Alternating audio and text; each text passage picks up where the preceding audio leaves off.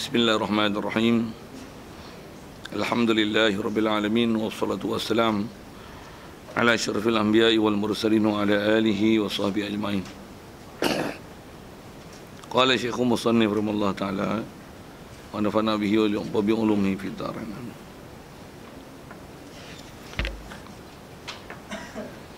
Kata Musannif rahimahullah ta'ala, faslun wa awwalu nisabil ghanami 40 wa fiha syatun.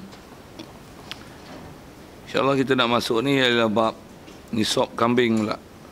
Awal nisab kambing 40 wa fiha fi 40 syatun, seekor kambing. Dan syatun ni mestilah jaz'atun minad dha'ni aw saniyatun minal ma'iz.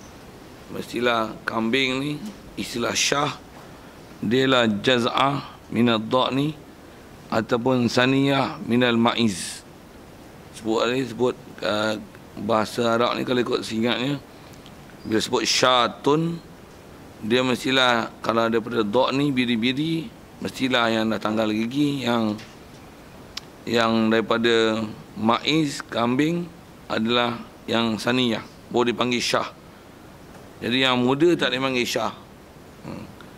Dan syah tu kalau ikut dia jenis, dia nauk yang umum. Dengan mana bila sebut syah, dia terbenar atas dok ni dan terbenar di atas maiz.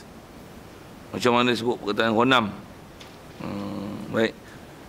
Jadi kalau 40, jadi kita nak tengok fokus tu adalah pada nisab 40. Wa sabaqa bayanul jaz'ah wa saniyah. Siap. Jadi nak mengajar prinsip remind your lesson. Pasal cerita sana ni takkan nak ulang sekali lagi. Kitab kecil pun dia kata sabaqa bayanul jaz'ah wa saniyah. Nak ajar prinsip ingatkan pelajaran, jangan lupa. Itulah. Tapi tukang baca pun lupa. Satu kena ulang, telaah apa seumpama itu. Baik. Wa qaluhu, dan perkataan dia kata wa fi mi'atin wa ida wa syirina syatani.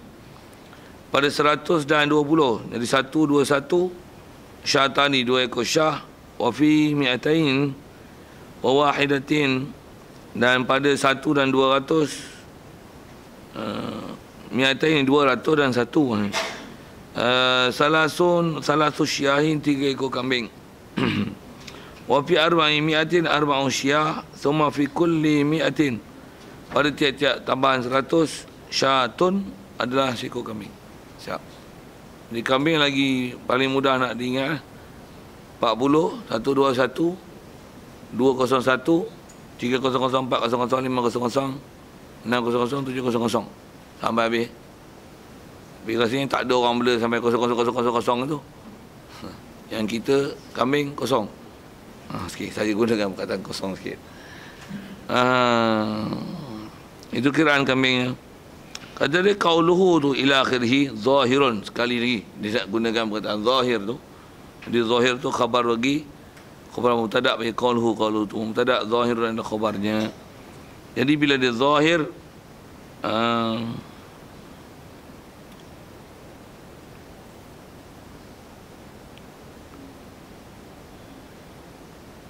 tu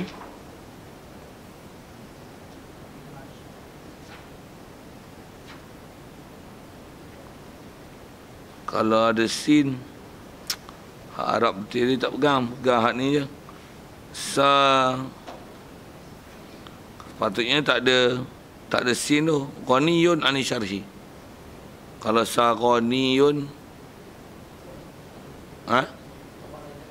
tak ada. Ghaniyun ani syarhi. Tak ada sin. Ghaniyun ani syarhi. Jadi qauluhu zahirun tu ghaniyun ani syarhi. Duk pelik itu pasal sin. Kalau tamfiz pun untuk pihak mudhari' saghaniyun. Pelik tu kalau baca isim tak kena. Ghaniya ani syarhi. Ada pula. Sadoroba Zaidun. Sadoroba Zaidun. Saya deribu Zaidun. Siap. Senangnya lah tu. Habis kambing. Jadi kalau faham ni kambing juga. Jadi bab-bab ternakan ni dia ada banyak waqas. Kambing paling banyak. Jadi 40, 121, 201. Jadi ada jarak yang begitu besar untuk boleh mewajibkan seekor. Siap.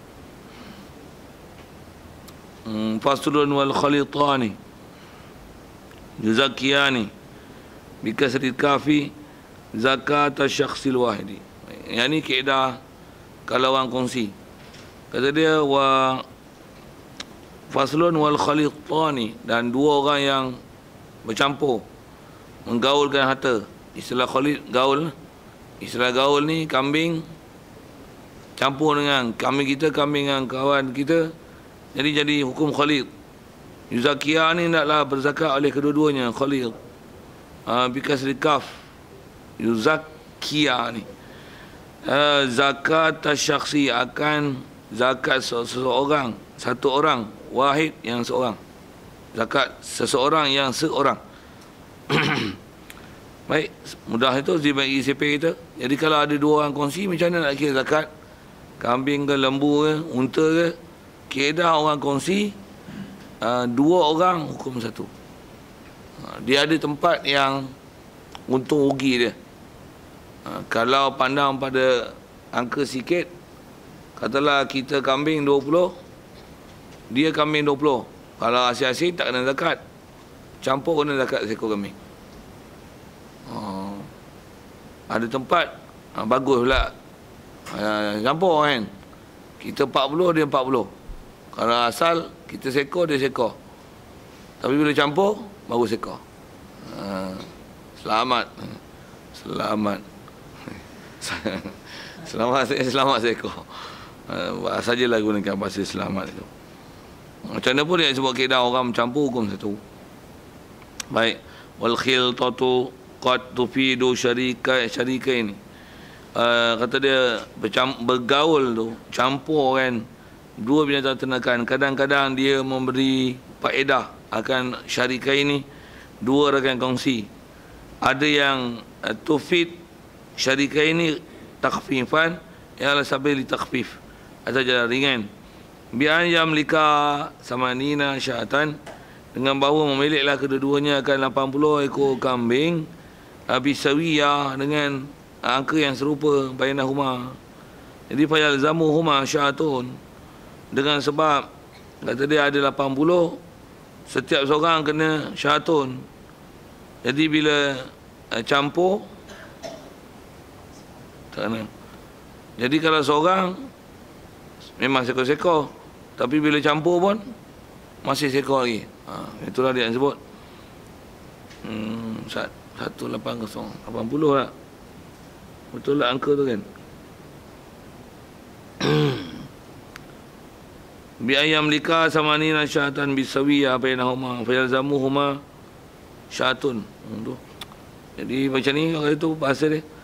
Memilik kedua-duanya akan 80. Jadi maksudnya seorang ni 40, seorang ni 40. Dua-dua tu memilik 80 syatan bisawiyah, dengan kadar yang sama, jadi 40-40. Macam tu maksud dia. Bainahuma. Jadi bainahuma tu 80 tu jadi 40-40 lah. Jadi falazamuhuma syatun, maka lazim makan kedua-duanya oleh syatun dengan sebab kongsi. Tapi kalau asing-asing, bila 80 bainahuma 40-40, sepatutnya 2 ekor. Orang ni sekor. Sebab jadi khiltah, maka kena seekor saja. Fayalzamuhuma syatun. Wa qad tufidu taskilan. Kadang-kadang beri faedah ia, khiltah ini akan syarikah ini taskilan ala sabil taskil, ataupun maf'ul saja, memberi faedah akan berat. Biayam lika arba'ina, dengan bahawa memiliklah oleh kedua-duanya arba'ina akan 40 ekor syatan bisawiyah bainahuma. Jadi 40 untuk dua orang, kalau bisawiyah bainahuma 20-20. Jadi fayazamuhuma syatun, lazim akan kedua-duanya syatun. Jadi kalau tak kongsi, dua-dua tak kena. Waqad tufidu takhfifan ala ihdahuma wa taskilan ala akhar, dan kadang-kadang dia memberi faedah meringan di atas salah satu keduanya dan memberat di atas satu yang lain. Ka'in yamlika sitina, seperti kedua-duanya memilik 60. Li ahadihima sulusaha, bagi salah satu daripada keduanya sulusuha oleh 1/3. Jadi 60 tu 40 20. Asalnya 40 kena zakat, 20 tak kena zakat. Tapi jadi walil akhari satu lagi sulusaha 2/3-nya. Nya sitin. Jadi bila bercampur kena zakat seekor. Jadi kalau seekor tu iktibar 2 seorang setengah. Kalau iktibar 2 orang lah kan. Tapi kalau kata 40-20, 40 kena seekor. Yang 20 tak kena apa-apa. Jadi dengan sebab bercampur, 20 kena setengah. Yang 40 kena setengah tak? Pasal setengah telah ditanggung oleh orang lain. Tu ada takfif dan taskil pada satu pihak lain. Waqat tufidu takfifan wala taskilan. Kadang-kadang tak beri faedah takfif ataupun taskil. Kaya mereka seperti bahawa memilihlah oleh kedua-duanya mi'atai syatin, akan 2 ekor 200 ekor syah bisawiyah bainahuma. Jadi seorang 100 kena seekor, 200 kena 2 ekor. 200 kena 2 ekor, 201 baru jadi 3 kan? 201 baru jadi 3. Jadi kalau 100 asin pun kena 2 ekor. Kalau campur pun kena 2 ekor. Tapi kalau 201 akan tambah jadi 3. Kerana pun menjadi 3 tu bab kiraan. Dia nak sebut dan nak syarah tu bab masalah taskil dan takhfif. Itu jelas sikit. Bab lain pun samalah. Jadi dia bagi contoh kambing, yang lain fal yuqas malam yuqar. Itu kuas. Baik. Kemudian ni masih nak sebut masalah campur dan gaul ni. Sebab gaul dia ada beberapa syarat. Baru sah gaul, barulah akan sabit zakat macam ni, yang dengan kaedah disebut tadi. Wa inna ma yuzakiyani zakatul wahid. Hanya sebenarnya dua orang yang mencampur ni, dia akan lazim dengan zakat wahid bisa bersyarat. 7 syarat. Besar syarat dia ni. Jadi maksudnya mana tak cukup syarat zakat masih kena hasil-hasil lah. Dia tak akan jadi hukum campur. Pertama, idza kana fi ba'di nusakhi idza kana in kana, ada setengah nusakh. Idza kana ada setengah nusakh in kana. Pertama, in kana al-marahu wahidan. Jika adalah marah wahidan. Tak marah dia kata murah. Wa huwa bi dhammil mim murah ma'wal masyati lailan. Murah tempat rehat, tempat tidur kan. Jadi dia baca wazan fu'al. Okey. Murah ni tadi ialah ma'wal masyati, tempat tinggal binatang ternakan, lailan. Bahasa kita kandang. Kandang lembu. Cuma kandang ni kandang je. Tapi bila ada ma'wa, tempat perlindungan dia, panggil apa? Kandang tak? Reban. Reban kambing. Kandang kambing. Kandang ni sama ada pagar saja ataupun ada rumah ni, tempat dia. Jadi makwa dia. Makwa tempat berlindung ni. Adalah kita panggil kandang tak? Kandang lah kalau itu murah ni. Kandang kambing. Kandang ni wahid. Kemudian wal masrahu. Masrah. Wal muradu bil masrah. Asal mana daripada saraha. Hina turidun wa hina tasrahun. Hina tumsuna wa hina tasrahun. Ada tempat saraha dengan makna walakum fiha jamalun hina dalam Quran, walakum fiha jamalun hina wa hina tusbihun. Ada kan? Tak perasan. Ada orang tak cerita tentang masalah surah Da'am tu kan. Walakum fiha jamalun. Kamu akan dapat rasa satu keindahan dan keseronokan. Hina wa hina tasrahun. Ada? Apa lajak-lajak mulut? Tak ada. Tak ada lajak-lajak. Hina. Tapi masuk ayat Quran tu, dapat rasa keindahan seronok bila binatang ni ketika kita lepas binatang daripada kandang dan ketika binatang masuk dalam kandang. Tu hina tusbihuna wa hina tasrahun. Lajak-lajak aja tu. Macam mana? Hina tumsuna wa hina tasrahun. Maksud tu macam tumsuna. Maksudnya ketika kita lepaskan binatang daripada kandang, ketika masuk kandang, macam mana pun dia nak sebut. Nak sebut tu pasal ada saraha tu. Tasrahun. Jadi masrah wahid. Masuk muradu bil masrah ila mawdu' allazi tasrahu ilaihi al-masyiyatu, yang atau terjemah kita mengembali ataupun makan rumput. Ataupun kita baca dengan majhul tusrahu ilaihi al-masyiyatu, yang dilepaskan ilahi pada mawdu' masyiyatu akan binatang ternakan. Binatang ternakan ni kalau orang biasa ternak binatang, dia kadang-kadang ada waktu dia dilepas kandang, keluar daripada kandang dan dia bagi lepas sat. So memang binatang kadang-kadang dia ada waktu yang dia memang kena lepas. Dia macam release tension dia. Duduk dalam kawasan tertutup, lepas. Masa tu dia berambat. Kalau orang biasa bela binatang memang macam tu. Sebut macam mana, kambing memang ada. Kambing yang paling galak kalau dapat tengok, lembu. Yang duk tengok tu lah. Kalau disebar binatang lain, kalau pengalaman saya, merpati. Kita mula kandang, cuba lepas nak. Dia pusing kampung.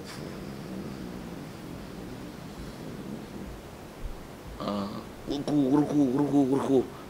Dia tak kira masuk ke ban lah. Lapor lagi, tengok dia masuk. Baling. Gandum ke apa.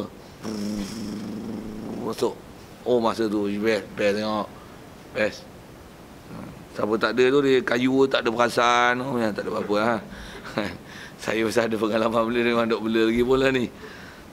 Memang best tengok binatang tu. Cuma kambing dia tak bela lagi. Angan-angan dia tak bela lagi. Takut jadi mak jenis ni, perangan kambing terlembur. Tu unta. Lagi orang miskin, geleng kepala jatuh pokok. Apa cerita cerita mak jenis sikit. Baik, selesai. Jadi tempat lepas kandang. Jadi keluarkan pada kandang, lepas dia untuk mereka beraktiviti. Dia orang buat ada co-curriculum juga kan. Koko kak. Aku kat kami yang di koko ya. Gunakan istilah sekolah sikit. Wal mar'a warra'i wahidan, dan seterusnya ialah mar'a, tempat ragut, tempat makan, tempat digembaling. Maksudnya tempat ni bukan tempat lepas. Kalau masrah ni, dia laman atau kawasan lapang untuk dia koko, buat koko tu lah. Biasa koko bila koko tu kan. Faham tak faham yang lain? Faham maksudnya tu. Kalau mar'ah ni daripada perkataan ru'ah tu dengan mana tempat gembala, tempat yang ada padang ragut, ada rumput, tempat dia makan. Yang tempat dia merumput. Itu panggil mar'ah. Tadi masrah. Jadi mestilah mar'ah wahid. Habis. Itu satu. Seterusnya ialah wal fahlu wahid.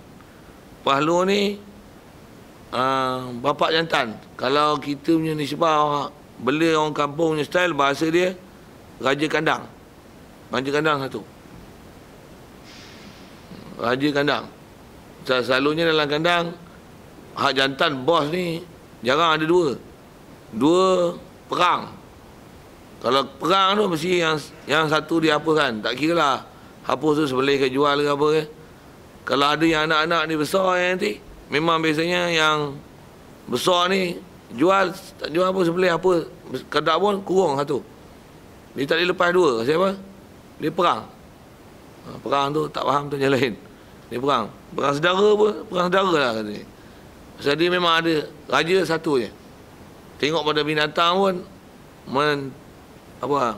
memang benar Rasulullah pernah sebut sedang masalah kepimpinan, takkan boleh ada dua orang raja, dua orang pemerintah dalam satu negeri. Macam mana? Ilahi sami adil ni fi jazirah. Sebut tak berhimpun dua tu lah. Kalau buat ketuhanan pun dua Tuhan, laukana fihi ma'alihatun illallahu lafasadata. Siap. Jadi buat kandang pun mesti palu wahid. Macam mana pun atas kita bicara binatang ternakan ni, kenapa mesti palu wahid? Pasal bila raja kandang tu satu, barulah nanti kambing yang telah dicampur tak boleh nak dikenal hangnya aku punya. Kalau masih boleh dikenal antaranya pasal pahal kita. Apatah lagi kandang pun dia asing-asing. Pula tu ada tanda-tanda pula hang ni aku punya. Apa lagi sebut? Kambing pula tambah kambing pula beza-beza pula. Hang kambing kacang, kita kambing biri-biri. Macam mana boleh? Tak sah untuk hukum khalid. Tapi kalau dia bor, kita jana pari. Kahwin nanti anak memang dia jadi bor pari. Sikitlah bor yang bahasa gitu kan. Jadi walaupun spesies lain, tapi anak nanti tak kenal lah. Kalau memang boleh ada kecukupan macam tu, sah untuk campur. Dan nanti pahlu wahid, sama ada pahlu ni daripada bor ataupun jana pari. Contoh perkataan dan kambing tu lah. Tapi kalau kata kambing kacang dengan biri, dia tak jadi kari. Dia tak jadi kari. Dia tak jadi kari. Maksudnya anak tak jadi spesies tu. Dia akan jadi kambing, biri-biri. Pula tu dia tak nak bubur dalam kandang, biri-biri, kambing. Dia tak mau geng. Dia tak mau kahwin campur ni. Macam mana? Tak jadilah hukum khalid. Kalau kata bor dengan jana pari pun, dia kenal spesies dia. Yang ni bor. Jana pari. Dia tak mau telinga gelebek ni, kata dia tak mau. Ni macam orang asli, telinga gelebek macam mulut gelebek. Tak mau katanya. Sikitlah saya guna ayat-ayat bahasa itu. Tujuan saya nak syarahkan, nak fahamkan kambing tu atas kata palu wahid, maksudnya nanti dia punya nasal dia, keturunan dia tak boleh dikenal lah hang ni aku ni. Itu maksud dia. Itu yang bersyarat tu. Satu kalau campur dalam tu kandang pun boleh kenal hang ni aku punya, tak hukum khalid. Baik. Masuk kata palu wahid ini tahda naun masyiati. Jadi istilah palu wahid tu jika bersatu nau masyiah. Jadi istilah fahlul wahid, raja kandang tu satu. Sama ada memang fahlu tu seekor ataupun berbilang, tapi murad fahlu wahid ialah ini tahada naul masyiati jika tak kena syarat fahlu wahid tu, syarat kalau itu ini tahada naul masyiati jika sejenis satu oleh nau masyiah. Kalau nauk yang satu memang pahlu wahid. Kalau memang khalid, orang tak boleh pahlu ni dua. Itulah boleh syarah balik ke situ. Baik. Fa in ikhtalafa nauha ka dha'nin wa ma'idin fa yajuzu an yakuna li kulli minhuma fahlun yatruku ma syatahu. Baik. Kalau katalah boleh campur, tapi nanti memang pakat panjat antara spesies ni dengan spesies ni. Contoh dia bagi dha'nin wa ma'iz. Tapi memang fahlun likulli minhuma fahlun yang yatruku ma syatahu. Pula tu dia boleh istilah yatruku tu ya jama'u lah. Faham kot yatruku tu. Kalau bahasa kampung disebut fahlun yatruku ni panjat lah. Istilah binatang kita panggil panjat kan. Kambing jantan panjat, kambing betina, istilah dia panjat. Jadi fahlun yatruku ma syatahu. Jadi kalau sekalipun daripada dha'nin dan ma'iz, tapi kalau fahlun dia tak wahid, dan bila dicampur memang boleh berlaku percampuran jenis dan spesies tu, dari segi hukum sah untuk jadi khalid, jadi khiltah. Ya. Jadi kalau satu kambing satu lembu, tu payah kot.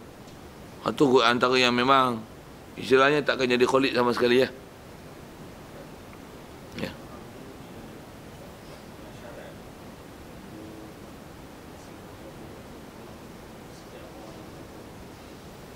Setiap orang yang bergabung.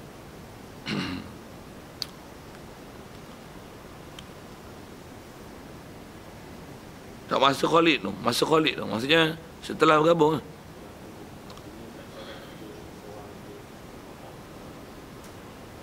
Tak.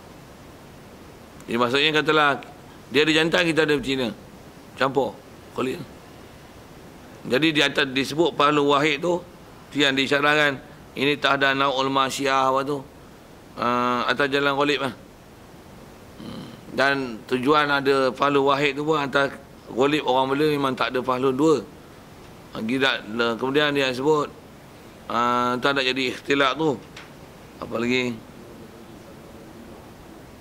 Apa jumlah? Mesti sama banyaknya tu. Tak apa. Jantan betina pun tak syarat. Cuma bila bilangan tak syarat tu. Dia nisbah berapa nanti kadar nisbah. Berapa hak milik masing-masing mengikut kadar nisbah daripada asal. Dia tak kira jantan betina masa tu. Bila Khalid, berangka pun disebut 40, 20, 60. Jadi masing-masing milik yang dia macam mana? Bila dah jadi syarik, Khalid macam mana? 1-3. 1-2 lah. 40 dengan 20, 1-2 lah. Kalau 30, 1-1 lah. Dengan kaedah nisbah macam tu. Matematik lah. Kalau yang ni 10 ekor, ni 90 ekor. 9-1 lah. Tapi kalau kata dengan sebab percampuran tu, tu yang istilahnya Khalid.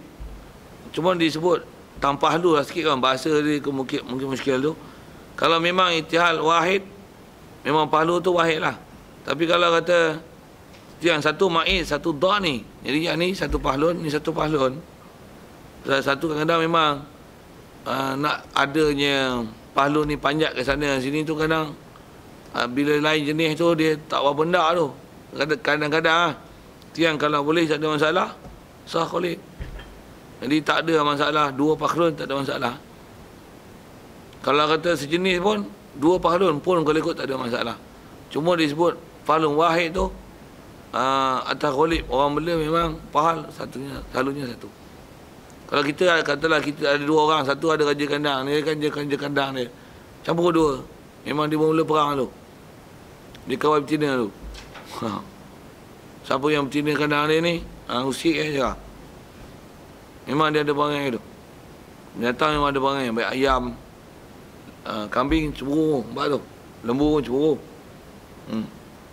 Itu yang bila ada raja kandang, katalah anak ni bila besar, dia miang sikit, siam. Bapak ni pukul ayam apa? Kalau kecil lagi baru nak tumbuh taji tak apa. Jadi tumbuh taji mula miang esok.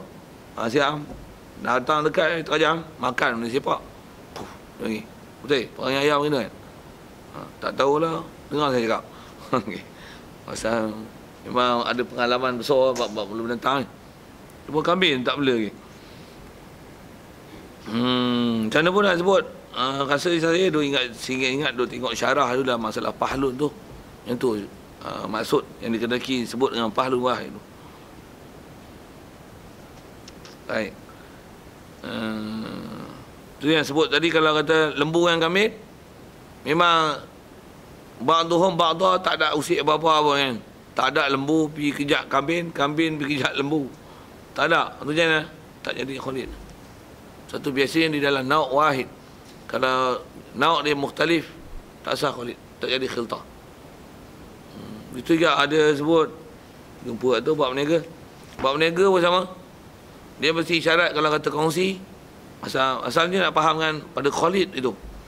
Kalau berniaga pun, kita berniaga kain matik, dia berniaga kain melekat. Nak kongsi tak boleh. Masalah. Siapa? Kita kain melekat, dia kain matik. Kenal kain matik, dia punya kain melekat, kita punya. Jual-jual laku kain melekat, kain matik. Kau punya tak laku, aku punya laku. Maka susah tu.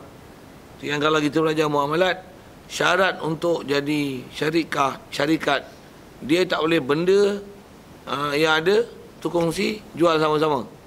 Tak boleh. Tak sah. Jadi kaedah cuma yang tu bab berniaga lah. Dalam bab perniagaan kalau kongsi. Yang ni bab binatang kan. Nak sebut masih ke bab muamalat sikit. Kalau yang bab syarikat dalam bab perniagaan muamalat, dia mesti kalau yang ni mas, di mas kadaran tak syarat sama, tak campur daripada campuran tu. Beli untuk apa benda yang kau nak berniaga. Jadi mesti Rasul Mal dia sama ada zahab, fiddah. Kalau bahasa kita, ringgit lah. Ringgit Malaysia, ambil order, beli barang. Siapa punya barang? Syariknya. Tapi kalau yang ni, tu yang kain pelekat, ni kain batik. Syarik. Kain pelekat kau, kain batik aku. Macam mana nak buat? Bagi boleh juga. Ada kaedah dia. Macam mana? Jual kain batik dia separuh kat sini, jual kain batik, kain pelekat ni separuh kat sini. Jadi kau ni ada kain batik, kau ni ada kain belikat. Pasal nak tujuan nak kongsi kan. Macam mana boleh kisah? Mestilah dua-dua ada, benda yang pula tu benda yang sama. Jadi asalnya satu-satu, jual separuh ni, jual separuh ni, apa tu? Gabung. Jadi mana kain belikat A, mana kain belikat aku? Mana aku tahu. Tapi aku dah jual dah. Boleh jadi hang punya, boleh jadi aku punya. Sah, syarikat.